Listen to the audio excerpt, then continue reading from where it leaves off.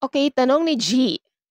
Kung nakakaubos po ng 4 to 5 na sako, assorted na ito, pang-display at pandesal ang isang bakery. Ilan po dapat ang manpower nito? Isa lang ba dapat ang hornero? Okay, kung ganyan na karami ma'am ano ang inyong gawa. Sa tingin ko lang kasi ba karamihan yan maliliit, dapat dalawa ang palitan, oo. Kasi kawawa naman yung mag-isang mag-o-oven diyan na ganyang karami ang gawa. Biruin mo 4 to 5 bags tapos isang Wow! mag-oven lamang, eh, dapat dalawang palitan. Kung hindi kanya-kanyang luto or kasi 'pag isipin natin na sa dalawang sako lang yung lutuin mong maliliit sa isang araw, eh, na-experience namin yan. Kami nga umuubos ng 6 bag araw-araw.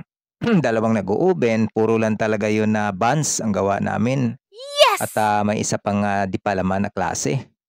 So, napapansin ko talaga yung ubinero ko talaga namang hirap na hirap talaga. Oo, kasi hindi mo naman maiwasan. Unless kung ang oven mo ay puro rotary oven, dalawa, naglalaman ng 36 or sabihin na nating 48 trays, maaari siguro kung mabilis lang kumilos ang inyong ovenero.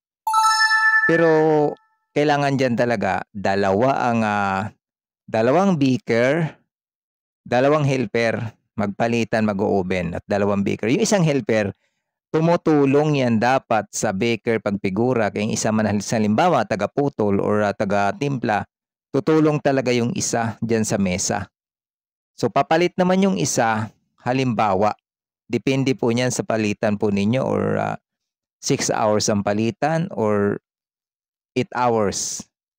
Nasa inyo po yan ma'am para hindi naman talaga kahit kayo naman mismo halimbawa kayo ang owner ano, kung mag-observe kayo sa inyong mga tauhan na ganyan kahirap ang mag-o-oven talaga, maniwala po kayo. Para sa akin nga, mas itinaas, halos konting diferensya lang ang sahod ko sa aking panadero, sa aking master baker at sa aking ovenero.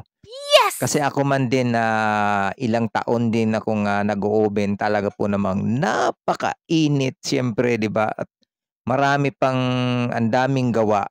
Hindi po talaga yan maialis na 'di mo maiwasang magbasa ng kamay kasi nga ang kamay mo 'pag hindi ka maghugas sobrang lagkit na yan maniwala po kayo dahil sa kung gumamit nga kayo ng sapin sa oven ano, yung para hindi tayo mapaso.